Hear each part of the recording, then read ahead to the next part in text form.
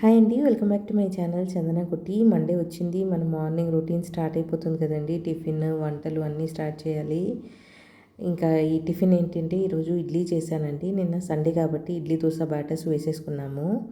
ఇంకా పల్లీలు వేయించేసి పల్లీల్లోకి ఇది కొంచెం వెరైటీ అంటే ఎప్పుడు నేను పల్లీలు, పచ్చిమిర్చి వేసి ఉప్పేసి మిక్సీ వేసేస్తాను. అదే పచ్చడి ఇడ్లీలోకి తింటారనమాట. దోశలోకి బొంబాయి చట్నీ కారం తినేవాళ్ళు.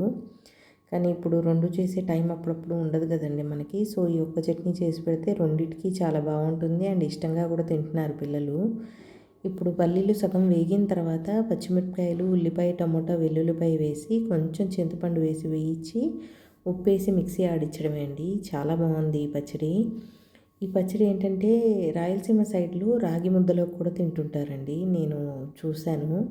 రాగి ముద్దలో కూడా ఈ పచ్చడి చాలా బాగుంటుంది. అంతేకాదు ఈ పచ్చడి మిగిలితే మనం ఉప్మాలోకి, పొంగల్లోకి, వైట్ రైస్లోకి కూడా తినొచ్చు. మేమైతే చపాతీలో కూడా అలా స్ప్రెడ్ చేసేసి రోల్ చేసుకొని తింటామండి. బాగుంటుంది.